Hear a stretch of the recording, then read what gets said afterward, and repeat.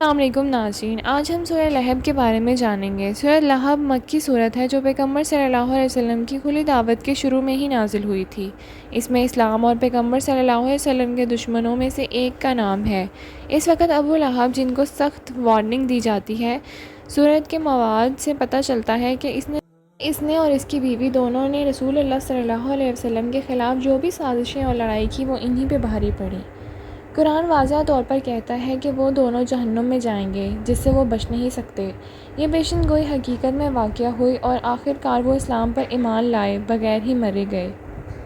قرآن کریم کی واضح پیشن گوئی ہے۔ ایک روایت میں ہے کہ رسول اللہ صلی اللہ علیہ وسلم نے فرمایا، جس نے سورہ لہب کی تلاوت کی، مجھے امید ہے کہ اللہ تعالیٰ اس کو اور ابو لہب کو ایک جگہ جمع نہیں کرے گا، یعنی وہ جنت میں ہوگا جبکہ ابو لہب جہنم میں ہوگا۔ ظاہر ہے کہ یہ فضیلت اس شخص کی ہے جو اسے پڑھتے ہوئے ابو لہب سے مختلف ہو جائے، زبان سے پڑھنے والے کی نہیں بلکہ ابو لہب کی طرح عمل کرتا ہے۔ ابن عباس رضی اللہ عنہ سے روایت ہے کہ جب یہ آیت اور قریبی رشتہ داروں کی نصیحت کرو نازل ہوئی تو اللہ تعالیٰ کی طرف سے رسول اللہ صلی اللہ علیہ وسلم کو حکم دیا گیا کہ وہ اپنے قریبی رشتہ داروں کو جمع کریں اور پہلی مرتبہ اسلام کی دعوت کا اعلان کریں۔ وہ اللہ کے رسول تھے۔ پھر آپ صلی اللہ علیہ وسلم کو کوہ صفا کی چوٹی پر چڑھ گئے اور پکارا، یا صبح۔ یہ جملہ تمام لوگوں کو مطلع کرنے کے لیے استعمال کیا جاتا تھا کہ جب کوئی دشمن حملہ کرنے والا ہو تو اپنے دفاع کے لیے تیار ہو جائیں۔ جب لوگوں نے محمد صلی اللہ علیہ وسلم کی پکار سنی تو آپ کے پاس گئے۔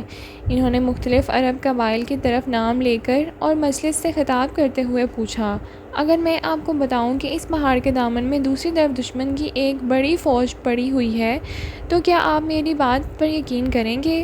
پوری مجلس نے متکنڈہ طور پر کہا، یقیناً ہم یقین کریں گے کیونکہ آپ نے کبھی جھوٹ نہیں بولا۔ پھر رسول پاک صلی اللہ علیہ وسلم نے فرمایا، میں اللہ کی طرف سے خبردار کرنے والا بن کر آیا ہوں تاکہ رب کی توحید کی تبلیغ کروں۔ یہ سن کر ابو لہب نے کہا، تیری ہلاکت! کیا تم نے ہمیں اسی لیے جمع کیا تھا؟ اسی وقت یہ سورہ نازل ہوئی کہ ابو لہب کے ہاتھ ہلاک ہوں، وہ خود ہلاک ہو جائے۔ ابو لہب اور اس کی بیوی کا خطرہ اور دشمنی صرف اس عمل تک محدود نہیں تھی، وہ اس زمانے کے بدترین لوگ، ابتدائی اسلام کے سب سے عادتی دشمن تھے۔ یہی وجہ ہے کہ قرآن واضح طور پر ان کی مذمت کرتا ہے۔ کچھ اور تفصیلات بعد میں بتائی جائیں گی انشاءاللہ۔ سورہ لہب قرآن مجید کی 111ویں سورت ہے۔ یہ خیال کیا جاتا ہے کہ اس کی تلاوت کرنے والوں کو بے شمار جسمانی اور روحانی فوائد حاصل ہوتے ہیں۔ قرآن فطرت میں شفا ہے اور اس کی تلاوت کو شفا یا شفا کے ذریعے کہا جاتا ہے۔ مزید برآں یہ کہا جاتا ہے کہ اس سورت کی تلاوت کرنے والے کو سکون، تحفظ اور پاکیزگی حاصل ہوگی۔ بہت سے مسلمانوں میں ایک عام عقیدہ ہے کہ سورہ لہب کی تلاوت کے لیے بے شمار فوائد ہیں کیونکہ اس میں خدا کی رحمتوں کی زبردست دعا ہے۔ اس عقیدے کو بہت سی احادیث پیغمبر صلی اللہ علیہ وسلم کی اقوال سے تقویت ملتی ہے جو اس مخصوص سورت کی تلاوت کے بہت سے فوائد کو بیان کرتی ہے۔ مزید برآں قرآن کو بذات خود بڑی شفا بخش طاقت عطا کی گئی ہے۔ اسی کی آیات مشکل وقت میں بہت سے لوگوں کے لیے امید اور تسلی کا ذریعہ ہے۔ قرآن کو شفا کا ذریعہ بھی کہا جاتا ہے، یعنی جسمانی، ذہنی اور روحانی بیماریوں کا علاج۔ قرآن کی طاقت ناقابل تردید ہے اور اس کے فوائد جسمانی اور روحانی دائروں سے بالا تر ہیں۔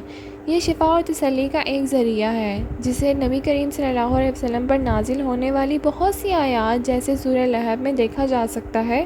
اس سورت کی آیات ایک طاقتور پیغام دیتی ہے کہ اللہ ہم پر نظر رکھتا ہے اور ہمیں نعمتیں، راحت اور سلامتی عطا کرتا ہے۔ یہ ان لوگوں کے لیے یاد دہانی ہے جو ایمان رکھتے ہیں۔ اللہ ان کو ہر قسم کے نقصان سے محفوظ رکھے گا اور ان کے دشمن انہیں کبھی نقصان نہیں پہنچا سکتے انشاءاللہ۔ اب سورہ لہب کی کچھ فوائد ڈسکس کر لیتے ہیں۔ کمر درد سے نجات کے لیے پڑھیں۔ اس سورت کی تلاوت کے وقت ابو لہب پر لعنت بھیج جس نے رسول اللہ صلی اللہ علیہ وسلم کی تکذیب کی اور دانت ناخن کی مخالفت کی۔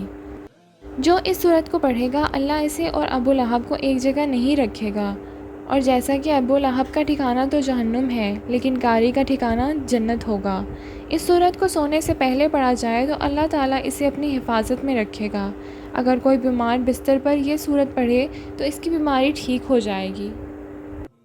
اگر کسی ملازم کی ٹرانسفر ہو رہی ہو، اس کو روکنا مقصود ہو تو عشاء کی نماز کے بعد 19 دن تک 19 مرتبہ سورہ لہب پوری اول و آخر 7 مرتبہ درود شریف کے ساتھ پڑھا کریں۔